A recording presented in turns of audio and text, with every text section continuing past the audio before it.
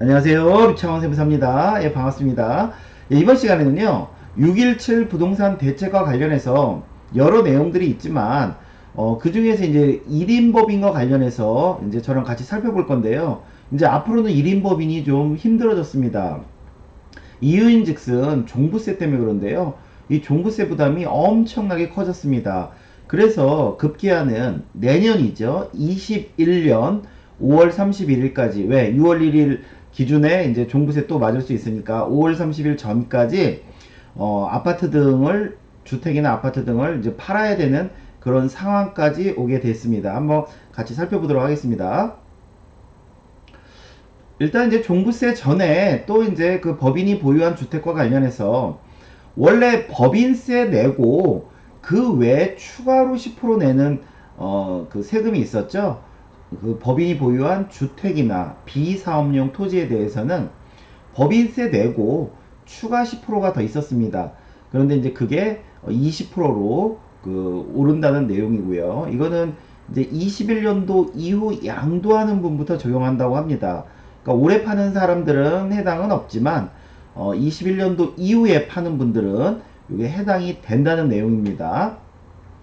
이제 이런 내용이겠죠. 예를 들어서 내가 이제 그 어떤 아파트를 3억에 사서 이제 차익을 좀 2억 남기고 5억에 파는데, 그러니까 이제 차익은 2억인데 법인이다 보니까 뭐 대표자 금액 그 급여로 예를 들어서 200씩 설정해서 2,400 비용 빼고, 그다음에 기타 뭐 여러 이제 뭐 차량 유지비라든가 뭐 아니면 법인과 관련된 여러 요 그 물건에 대해서 뭐 인테리어를 했다거나 뭐 등등등 여러 비용을 뺀 그 이익에 대해서 2억 원 밑에는 주민세까지 11%, 2억을 초과하는 부분은 22% 세금을 내는데요.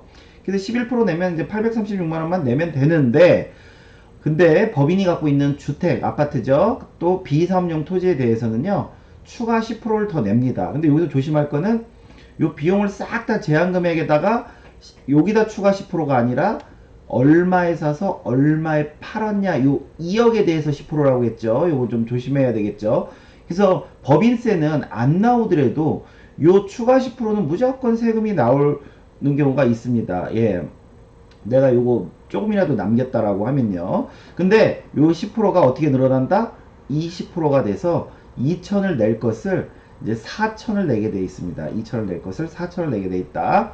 요거는 뭐 조정지역이든 비조정지역이든 다 해당이 되는 내용이에요. 그 다음에 이제 드디어 이 종부세가 이제 그 바뀌었는데요. 이 종부세 세율 인상이 그 굉장히 높습니다. 이 세율이요. 뭐 보통 저희가 이제 0.6%에서 3%, 0.8%에서 4%뭐 이런 수준이었는데, 지금 단일 세율로요. 3% 또는 4%를 적용한다고 합니다. 예를 들어서 2주택 이하냐 3%, 3주택 이상이냐 4%, 이런 식으로 적용한다고 합니다. 21년도 종부세부터예요. 올해는 해당이 없고 21년도 6월 1일 현재 그 갖고 있는 주택, 아파트 등에 대해서 이제 이거 이렇게 매긴다고 합니다. 이게 굉장히 근데 이게 부담이 클 걸로 보이고요. 그 다음에 뭐 세율도 높아졌지만 중요한 거는 저희가 이제 6억까지는 원래 공제를 해주잖아요. 근데 6억을 공제를 안 해준다고 합니다. 6억 공제를 요거를 폐지합니다. 이것도 마찬가지로 21년도부터요. 그러면 어떤 일이 벌어지냐면, 예를 들어서 내가 3주택이다, 조정지역 2주택이다 라고 할 때 공시가격이, 시세는 뭐 26억, 37억, 62억, 125억이라고 할 때 공시가격은 요거보다 좀 작죠. 그래서 20억, 30억, 50억, 100억이라고 하고, 그 다음에 개인인 경우는 종부세 과표가 이렇게 떨어지죠. 왜 떨어지죠? 보통 6억을 빼주고 나서 공정시장 가격률을 곱한 금액이 요렇게 되죠. 근데 이제 지금 20년 기준으로 해서 제가 90% 곱한 금액일 때 요렇다는 건데, 이럴 때 원래는 이제 이렇게 그 종부세가 요 정도 수준인데요. 만약에 이게 법인이 이제 내년 기준으로 해서요. 내년에는 공정시장 가격률이 95%고 법인은 이 6억을 안 빼준다는 거죠. 그러면 공시 가격에다가 95% 곱하고 예를 들어서 3% 또는 4%, 나는 3주택 이상이다 그래서 4%를 적용하면요. 이렇게 차이가 납니다. 이렇게. 법인이 갖고 있는 종부세가 어마어마하게 커집니다. 뭐 이거 뭐 다 내놓을 수밖에 없을 것 같습니다. 이거 부담이 너무 돼서요. 그리고 보통 이제 법인도 이제 임대사업을 할 수가 있습니다. 그래서 법인이 8년 장기 임대 등록한 주택들이 있다라고 하면 그거는 종부세가 비과세였는데요. 뭐 이거는 여전히 비과세인데, 근데 이제 20년 6월 18일 이후에 만약에 임대 등록하는 그런 주택에 대해서는 종부세를 과세하겠다고 합니다. 물론 이제 기존에 등록한 사람들은 비과세가 유지되겠지만, 야 이거 그 종부세 때문에 8년 임대 등록해야 되겠다 라고 해도 이제 소용없다는 내용이죠. 20년 6월 18일 이후 임대 등록하는 주택에 대해서도 종부세를 과세하겠다고 합니다. 그러면 한번 저랑 이제 아까 그 사례랑 비슷한 사례로 한번 같이 살펴보면 이렇죠. 저희가 그 부동산을 취득할 수 있는 방법이 개인 매매 사업자가 있을 수 있고, 그 다음에 그 사업자 안 내고 순수 개인 양도세로 낼 수가 있고요. 그 다음에 법인으로 해서 그 부동산을 취득할 수 있는데, 여기는 이제 비조정지역이라고 한번 가정을 하겠습니다. 조정지역은 이따 설명하고요. 그러면 예를 들어서 내가 3억에 사서 5억에 팔았다. 2억에 대해서 판매관리비, 뭐 이자라든가 접대비, 차량유지비 등등등 해서 1억 뺀 세전이익 1억에 대해서 매매 사업자 같은 경우는 그 개인 소득세로 가니까요. 그 소득세율 8,800에서 1억 5천 사이 35% 구간이라 35% 곱하고 누진공제 빼면 한 2,211만원 정도 냅니다. 물론 개인이 갖고 있는 거니까 역시 뭐 종부세도 일부 낼 수 있겠죠. 6억 뺀 금액에 대해서. 양도세는 어떻게 되냐?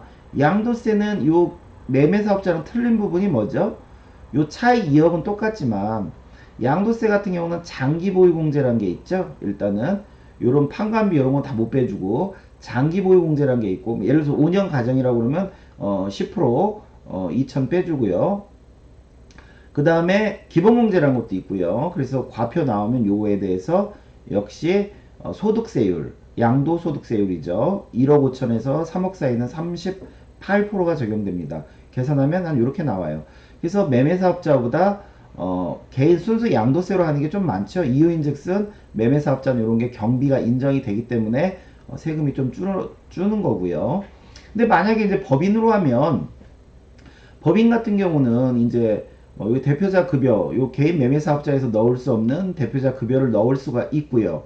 그 다음에 이제 판관비는 똑같이 1억 빠지고요. 요거에 대해서 2억 밑에니까 11% 해서 뭐 836만 원만 내면 되는데, 이제 중요한 거는 법인세 외에 추가 법인세, 주택이나 비삼용 토지에 대해서 기존엔 10% 내던 게 이제 이게 20%로 늘어났다고 했죠. 그래서 일단 4천이 되고요.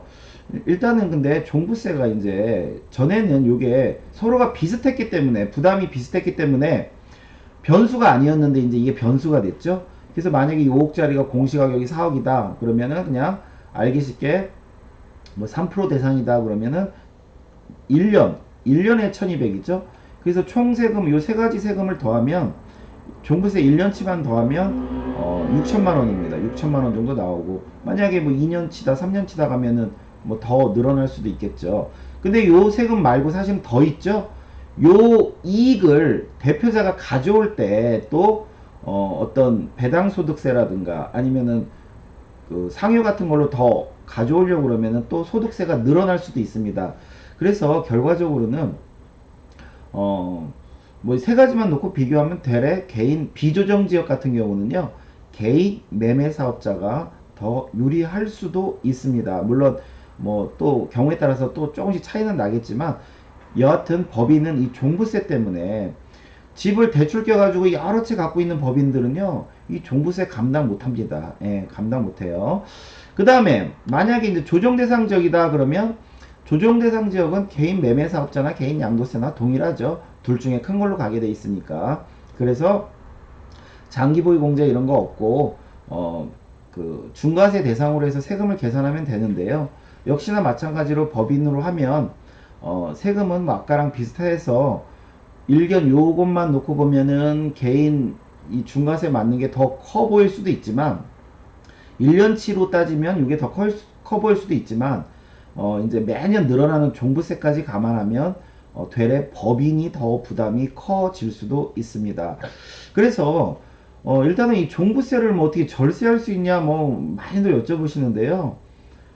글쎄요, 이거는 천상 내년 6월 1일 전에 이거는 처분하거나 아니면은 나는 주로 단타로 한다, 단타 위주로 한다 그러면은 무조건 매년 6월 2일 이후에 사서 그 다음 연도 5월 30일 이전에 던져야겠죠. 단타로. 그래야 종부세를 안 두드려 맞겠죠. 그래서 이 법인으로 그동안 이제 아파트나 주택 같은 거 구입하신 분들은 좀 고민이 많아졌습니다. 이 종부세가 굉장히 시장에 주는 충격이 큽니다. 예, 그래서 앞으로 어떤 매매 사업자로 할지 아니면 개인 양도로 할지 이런 거에 대해서 비교해서 가장 좀 본인한테 맞는 절세되는 수단을 찾으셔야 될 걸로 보입니다. 예, 오늘 수업은 여기까지 하겠습니다. 감사합니다.